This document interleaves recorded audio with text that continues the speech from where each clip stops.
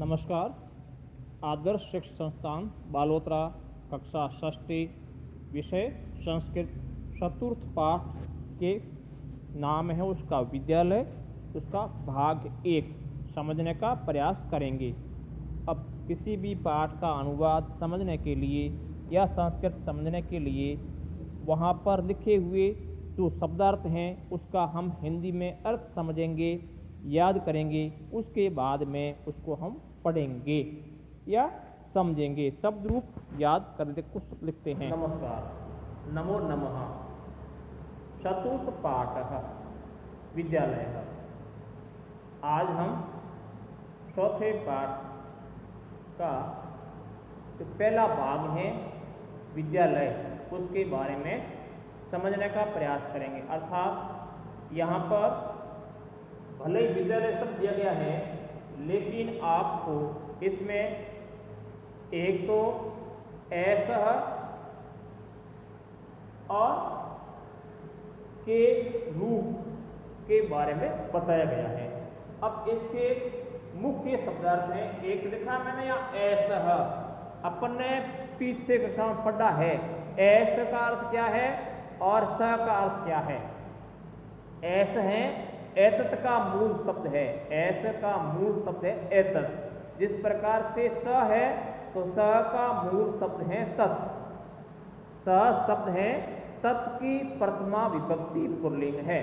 उसी प्रकार से ये जो ऐस है, ऐसा शब्द है, इसका मूल शब्द है एतत और ऐस का अर्थ है यह। ऐसा यह पुल्लिंग के लिए, एक वचन के लिए और अपने जो पास में वस्तु होती है उनके लिए ऐसे का प्रयोग होता है। तृतीय पाठ में और द्वितीय पाठ में स शब्द का प्रयोग था दूर के लिए। ऐसा, ऐसा का अर्थ यह है स्त्रीलिंग के लिए, एक वचन के लिए और नजदीक के लिए, जैसे ऐसा बालिका, ऐसा बालकः। और ऐसा यह नपुंसक के लिए, एक वचन के लिए और नजदीक के लिए इनका प्रयोग होता है। अत्र यहाँ संगणक यंत्र कंप्यूटर, च यानी और, अस्माकं हमारा, संति है, संति आता है बहुवचन के लिए, एतानि ये नपुंसक के लिए, उद्यानम बगीचा, अस्ति है, अस्ति आता है एक वचन में, संति आता है बहुवचन में। अस्माकं हमारा, क्रीडावः यानी खेलते हैं। अब इसका अनुवाद, ऐसा विद्यालय, ऐसा विद्यालय, ऐसा नहीं यह विद्यालय है या यह विद्यालय, ऐसा विद्यालय। अब ये ऐस का प्रयोग क्या हुआ, क्योंकि ऐसा आता है नजदीक के लिए, अगर दूर होता तो होता सह विद्यालय। अत्र छात्रः शिक्षिकाः शिक्षका च सन्ति। अत्र यानी यहाँ छात्र, शिक्षक और शिक्षिकाएं हैं। च का अर्थ है और, हिंदी में दोनों पदों के मध्य में और आता है, जबकि संस्कृत में 2 या 3 पदों के अंत में च आता है। ऐसा संगणक यंत्र प्रयोगशाला अस्ति। ऐसा यानी यह संगणक यंत्र कंप्यूटर की प्रयोगशाला है, यह कंप्यूटर प्रयोगशाला है। एतानि संगणक यंत्राणि सन्ति। एतानि यानी ये कंप्यूटर है, संगणक यंत्राणि इस कारण आया है क्योंकि कंप्यूटर नपुंसकलिंग है, तत् से और तानि इस कारण आया संगणक यंत्राणि। एतत् अस्माकं विद्यालयस्य उद्यानम् अस्ति। एतत् यह, अस्माकं हमारे, विद्यालयस्य विद्यालय के, उद्यानम् अस्ति उद्यान का अर्थ है बगीचा, अस्ति का अर्थ है यह,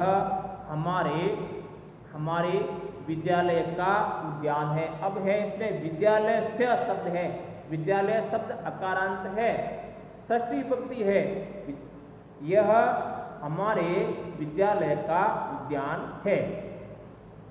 उद्याने पुष्पाणि सन्ति। अब देखो ऊपर आए हुआ है अस्माकम और उद्यानम। अस्माकम और उद्यानम दोनों का उच्चारण एक ही है, लेकिन यहाँ पर इन्होंने क के ऊपर अनुस्वार लगाया और यहाँ पर म हलंत किया। अब आपने विचार किया ऐसा क्यों किया गया? जब भी जो वर्ण है उनके आगे आने वाला जो वर्ण है अगर वो व्यंजन है तो उसके ऊपर बिंदी लगाते हैं। अब क है, क के बाद में व आ रहा है, वह यहाँ पर व्यंजन है, इस कारण से यहाँ पर बिंदी लगाई। अब जो उद्यान है, उद्यानम अस्ति, उद्यान शब्द है, उद्यान के आगे आया हुआ है अ स्वर है, तो स्वर होने के कारण यहाँ पर उद्यानम लिखा। कहने का अर्थ है कि इनके आगे आने वाला जो वर्ण है अगर वो व्यंजन है तो उसके आगे उनके ऊपर बिंदी लगाते हैं, अगर स्वर है तो उसके म हलंत करते हैं। लेकिन संस्कृत में हलंत और विसर्ग का विशेष महत्व है। अगर अनावश्यक हलंत लगाते हैं तो वह शब्द या पद है वो गलत माना जाता है। उद्याने पुष्पाणि सन्ति। उद्याने उद्यान में, पुष्पाणि पुष्प, सन्ति यानी है उद्यान में पुष्प है। वयम अत्र क्रीडामः पठामः च। वयम यानी हम सब, अत्र यानी यहाँ, क्रीडामः पठामः खेलते हैं और पढ़ते हैं।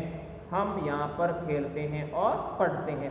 संस्कृत में अनुवाद करने के लिए शब्दार्थ अधिक से अधिक याद करेंगे। इसके अलावा धातु रूप और शब्द रूप है उसका भी विशेष महत्व है, वो याद करने के बाद ही आप संस्कृत पढ़ पाएंगे।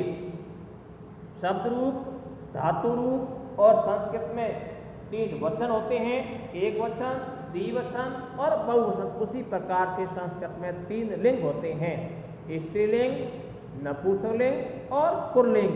अब देखो यहाँ पर आता है ऐसा आता है पुल्लिंग के लिए, ऐसा आता है स्त्रीलिंग के लिए और एतत् आता है नपुंसकलिंग के लिए, है ना। एतत् अस्माकम विद्यालय से उद्यानम, विद्यालय उद्यान बगीचा है, इस कारण यहाँ पे नपुंसकलिंग आता है, एतत् का प्रयोग। वयम अत्र क्रीडामः पठामः, हम सब यहाँ पर खेलते हैं, और अहम अवाम वयम, तो यह वयम शब्द है, यह उत्तम पुरुष है और बहुवचन है और पुल्लिंग है।